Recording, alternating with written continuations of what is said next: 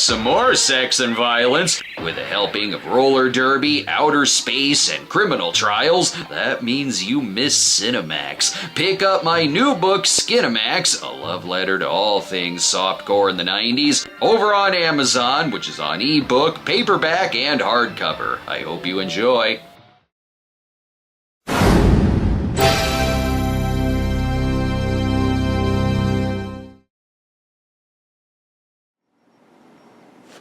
I'm Jake.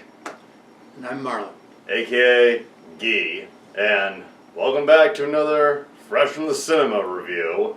We just got back from seeing Avatar, Fire and Ash, the third film in James Cameron's ongoing Avatar franchise. We didn't see the first one in theaters, saw it on home video, and you really got into it.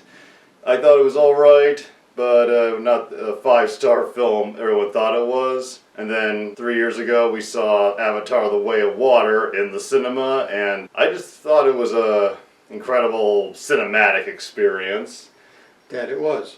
And I got into it a lot more than the first one. Felt like it wasn't quite as on the nose with its preachiness, and it had a lot of new elements, and part of me was like, as much as I didn't get into the first one as much as some people did, I did really love the world of Pandora, just the visuals, and I thought I would love to see more adventures, and Avatar: The Way of Water just cemented that belief. With number 3, Fire and Ash, boy, did we get a lot.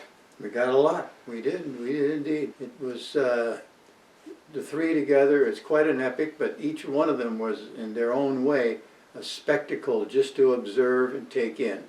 And number 3 was just as much as number 1 and 2.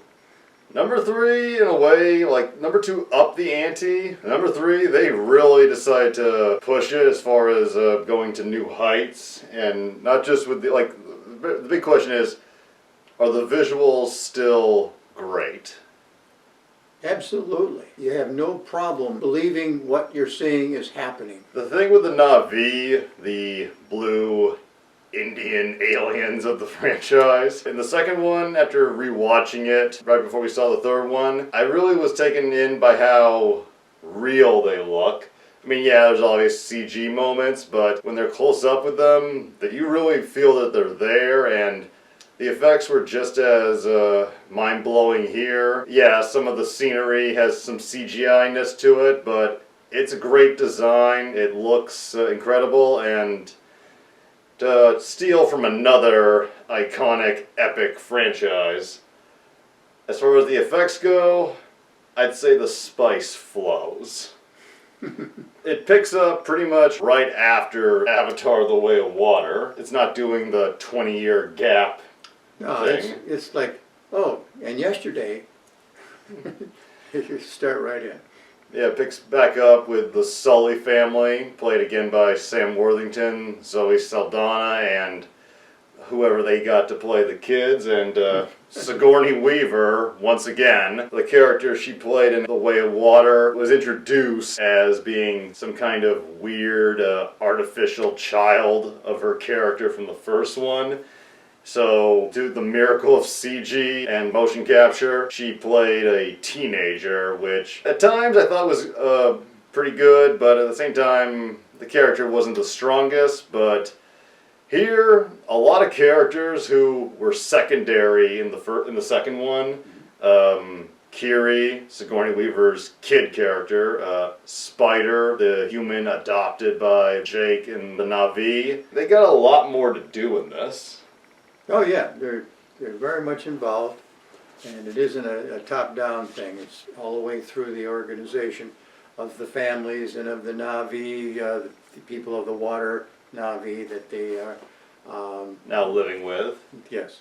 And we do go back to the forest, the rain forest of the first one, and we saw a few familiar characters, and that's another thing, they brought back a lot of characters, people from the second one, and people who were major parts of the first film, but were only briefly in the second one. They brought back Giovanni Ribisi as the corporate villain, which at first I was like, Oh boy, because he was one of the worst aspects of the first film for me, but they didn't use him a lot. They had made clear he was there. He's once again like the guy pulling a lot of strings, but they didn't overdo him. It's almost like James Cameron paid attention to maybe some of the criticisms from before, but he still kept them there because they were a part of the previous movies. And played a part of the problem, yes. And yeah, the plot continues right away from the second one.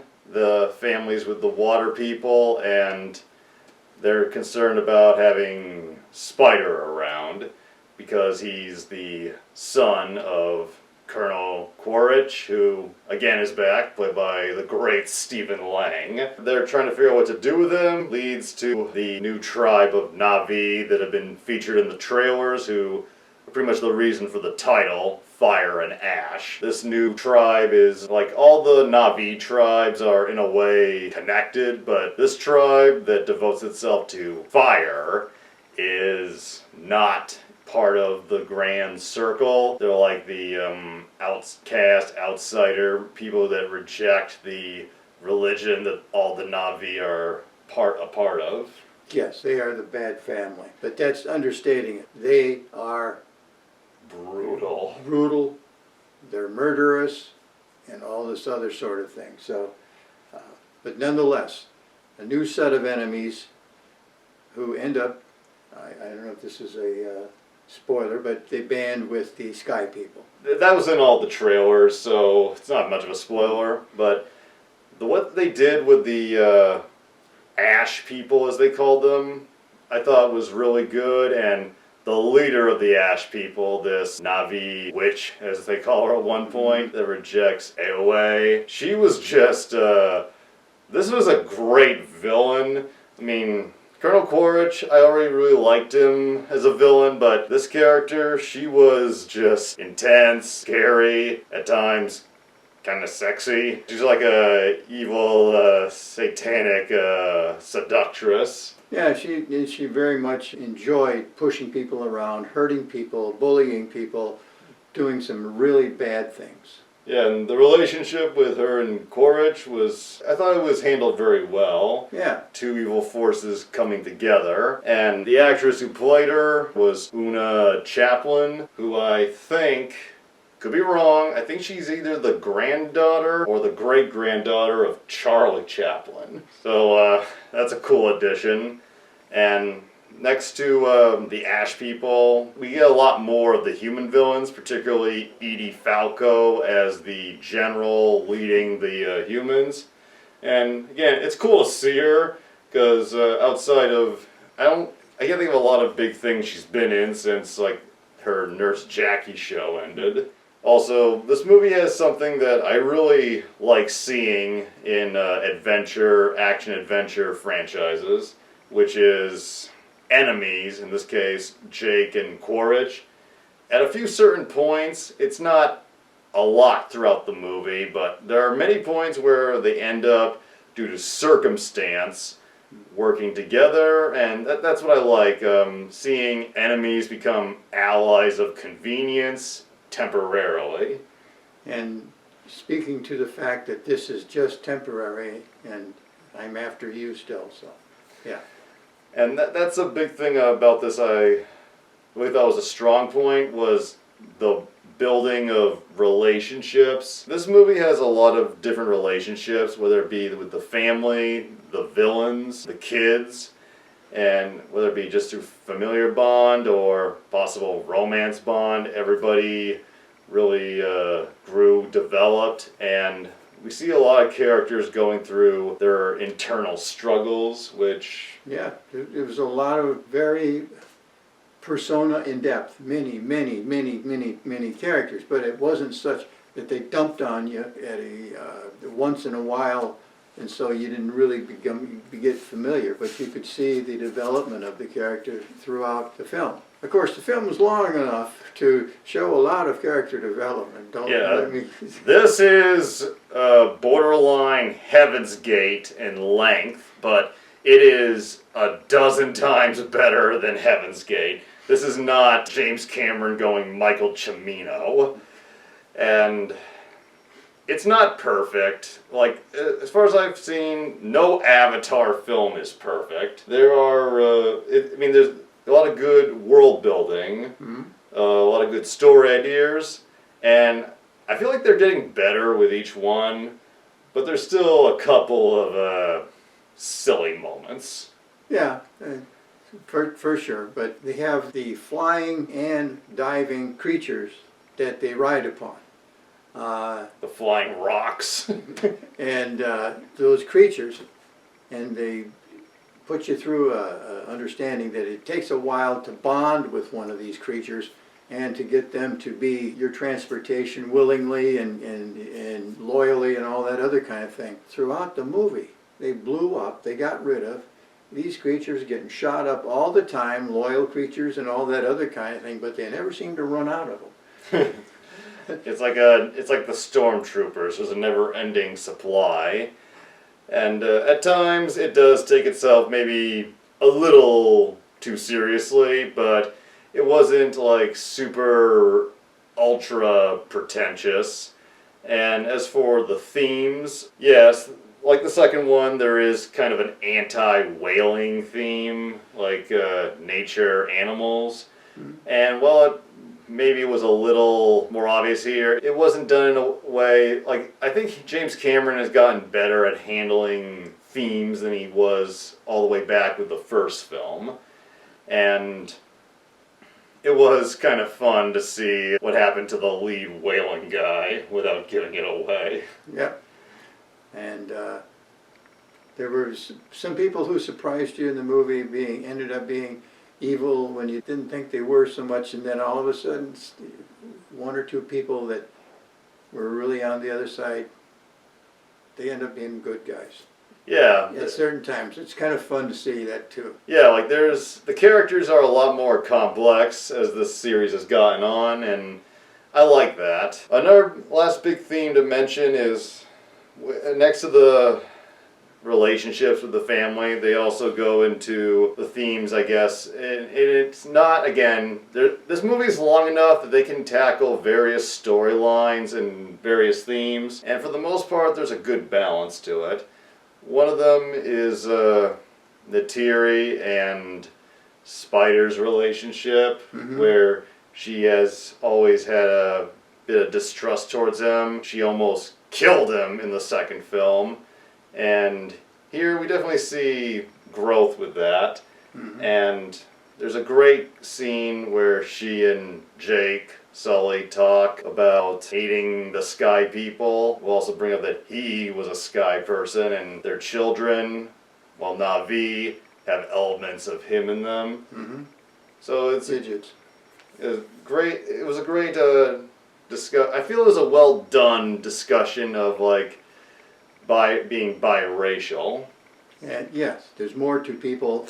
It's what's on the inside, not so much, what you look like, what your, skin color is, so on like that. It's done in a meaningful and almost subtle way, but the message is there. There is a subplot involving the whale creatures that at first I thought was kind of retarded, and I thought it was the weakest plot point, but in the last third, it comes back in a very poignant, powerful way, involving just the various groups, animal, Na'vi, coming together to fight the big enemy. So, yeah, that was one part that I was not sure about, but it proved to be important later on. It did.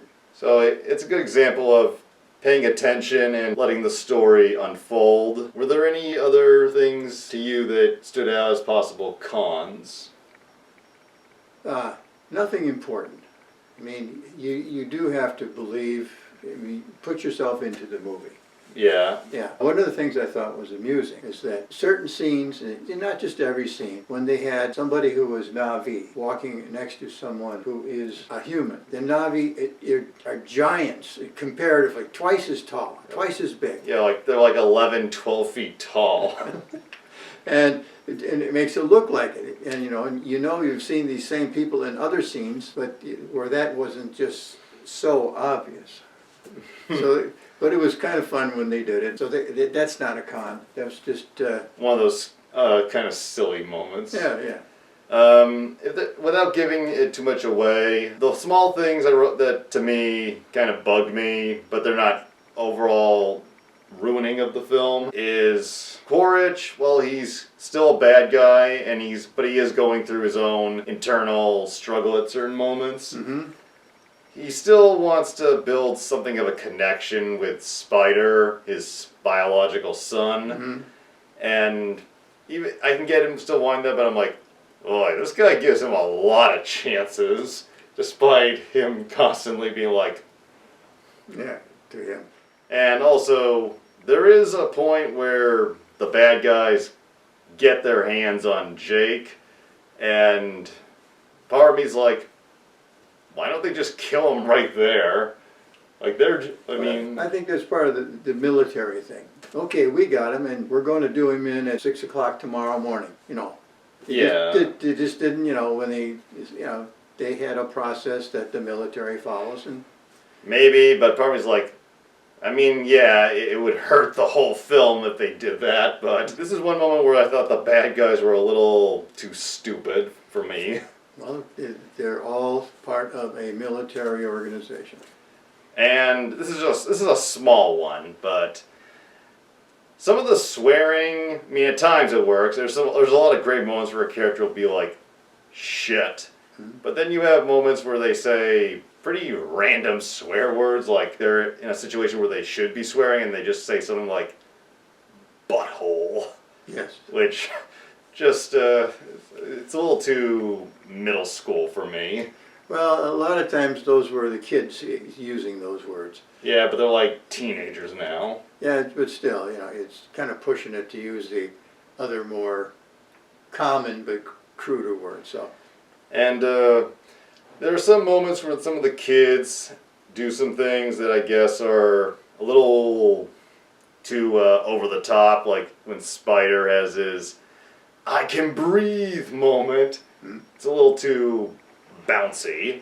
And my last con, and I will not say who or where, but this is probably the biggest con for me. There's a scene where one character, it looks like he's gonna kill another character, but then doesn't. And I'm glad he didn't, because I think that would have just ruined the whole film. But it's over pretty quickly, to the point that I'm like, what was the fucking point of that? Well, yeah, I know the scene. I think it became obvious to the character who felt the killing had to be done for the greater good of the people and all of this other kind of thing, and that this person was a target of inquiry to the bad guys, and they will keep pursuing. So there were reasons why. Yeah. The person thought, we're not going to be able to overcome it. There are too many of them out looking for him. And I think, he was somebody they were pursuing heavily, the Sky People. And I wouldn't say it was con, but I thought it was kind of a weird thing. Yeah, weird's a good word, because I'm like, are you trying to make us hate this character? And even though, when it's all over, I had the same, okay, I'm not sure I would have kept that piece of film in there. I didn't think it added anything to the characters on one side of that issue or the other, and didn't give us any more information about those characters. Yeah, that's my biggest moment, and it's a scene like that and the other stuff that makes me not put this on a 5-star scale, but I would still put the movie on a 4-star scale, because there's a lot of great stuff. Like the finale of this movie was, like, the finale of Avatar 2 was the greatest action James Cameron had done, I think, since Terminator 2. The finale of Avatar 3, not sure it tops it, but it's definitely, it gave me Empire Strikes Back vibes, just with its scale and how more groups, people just kept coming in. It was like the Hoth Battle of Empire, almost. Yeah, it kept you wondering, it kept you on your seat, it was interesting, and it kept consistent with the pace of the whole movie. There were no slow parts. Yeah, this movie flows spectacularly. Just on and on and on. It's relentlessly got your attention. Yeah, it never lets up. There's never a boring fucking moment in this movie. And I'm glad I saw it. Had a few bumpy moments, but again, I'm sitting here thinking, they did repeat a couple of things from the last movies, but they did enough new stuff where it felt fresh. And part of me's wondering, because I know they've already been filming Avatar 4, I'm wondering, what can they do to keep this going and have it still be fresh? I don't know. I'm just wondering what they can do to keep James Cameron fresh for all this extended time. Hard to say. For a guy that doesn't drink caffeine, he sure keeps himself going. Yes. Very engaged in big projects. One thing I'll say, there's a couple of loose ends, I think, here. Like the marine biologist character. Mm-hmm. We never really saw what happened to him after the big scene. Yeah. And the general, did she die? I don't know. And lastly, the falling into the fire scene. I'm like, is that the end? Because it sure didn't give the end vibes to me. Well, if you're planning to make another movie, maybe you're not that concerned about that sort of thing.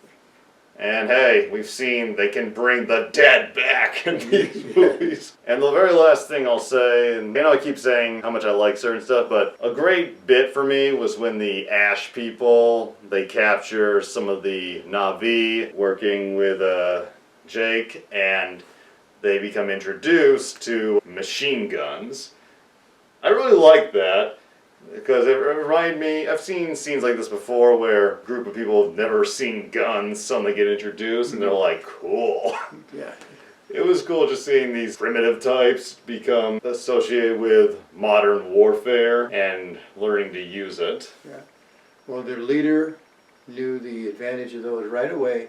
So, I'm glad we got to see it. I had a good time seeing the second one with you.